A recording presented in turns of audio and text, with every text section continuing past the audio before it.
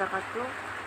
Sebelum saya memulai materi yang tugas makalah saya, presentasi yang akan saya sampaikan, sebaiknya saya memperkenalkan diri terlebih dahulu. Perkenalkan, nama saya Noprin Aisyah, NIM 1930301024. Jurusan Studi Agama, Fakultas Usuluddin Pemikiran Islam, UIN Raden Fatah Palembang, dengan dosen pengampu Dr. Handes Wijaya MSc. Yang pertama yang saya sampaikan yaitu analisis ideologi. Apa sih ideologi itu? Ideologi berasal dari bahasa Yunani yang artinya melihat atau ide dalam suatu gagasan, sedangkan katalogi merupakan suatu ajaran. Secara bahasa, ideologi merupakan ajaran serta ilmu mengenai sistem gagasan yang terdapat di dalam buah pikiran. Sedangkan pengertian ideologi secara umum merupakan suatu kumpulan gagasan, ide atau keyakinan serta kepercayaan yang bersifat sistematis terhadap tingkah laku seseorang dalam berbagai bidang kehidupan. Dalam analisis ideologi, ada sejarah Islam dan Pancasila dalam landasan ideologi. Yang pertama, sila ketuhanan yang Maha Esa dalam Pancasila. Dan yang kedua, sila kemanusiaan yang adil dan beradab dalam Pancasila. Yang ketiga, sila persatuan Indonesia dalam Pancasila. Dan keempat, sila Pancasila terpimpin oleh hikmat dan kebijaksanaan dalam permusyawaratan dan perwakilan. Dan yang kelima, sila Pancasila keadilan sosial bagi seluruh rakyat Indonesia.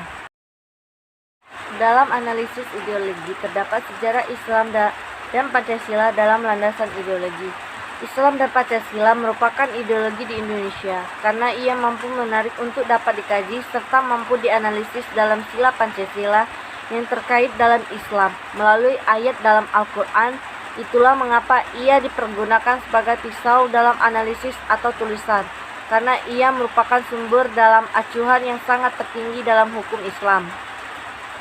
Pada awal kemerdekaan, ideologis memiliki dua kutub dalam perdebatan. Mereka merumuskan dasar negara di masa demokrasi yang bersifat liberal dalam terjadinya sidang konstitusi yang dapat merumuskan landasan dalam dasar negara sebelum Presiden Soekarno memutuskan sebuah dekrin presiden pada tanggal 5 Juli tahun 1959.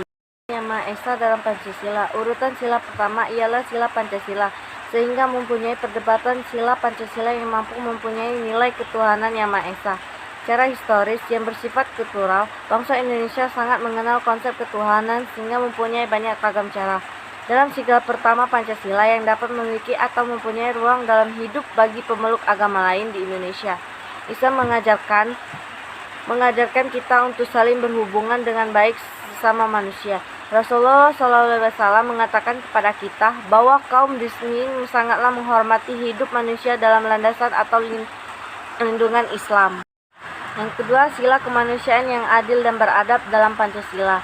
Pada sila kedua ini menjelaskan bahwa Pancasila sangat bisa menunjukkan sebuah kesadaran dalam bersikap serta menghargai atas nilai dalam kemanusiaan yang dapat memandang suku atau agama serta bangsa atau negara. Kemanusiaan sangatlah melampaui sebagian batas negara, karena kemanusiaan bersikap untuk dapat sadar dalam menghargai nilai dalam kemanusiaan.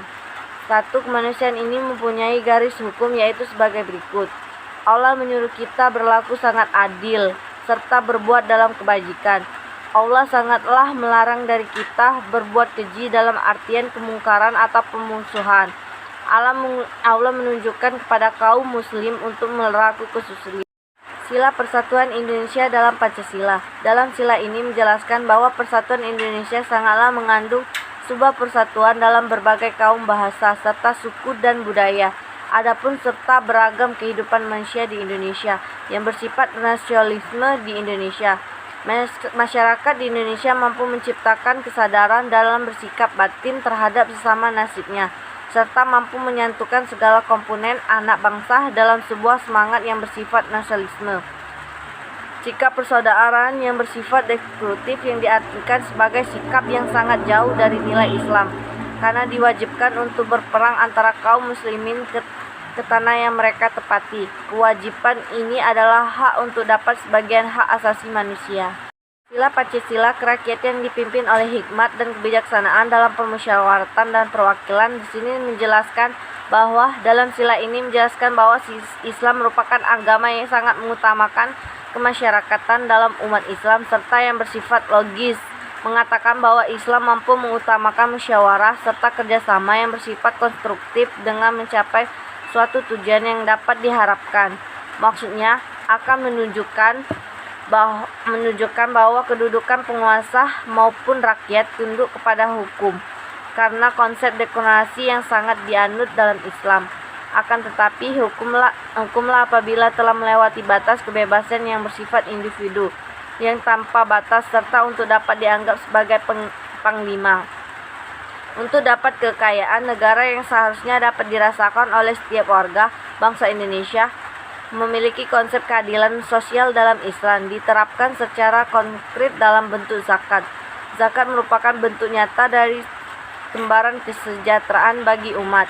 Harta didistribusikan kepada segenap masyarakat dan zakat merupakan bersifat wajib mengandung Sila Pancasila sosial bagi seluruh rakyat Indonesia menjelaskan bahwa keadilan sosial dalam arti kesejahteraan bagi seluruh rakyat Indonesia, serta dalam Islam sangat merencanakan bentuk masyarakat yang berkeadilan.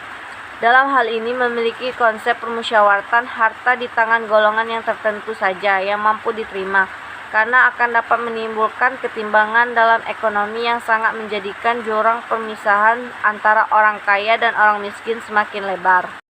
Keadilan yang bersifat sosial merupakan tujuan terciptanya keadilan dalam Islam, karena Islam menolak untuk konsep yang bersifat kapitalisme yang dapat memusyawarahkan harta di tangan pemilik modal.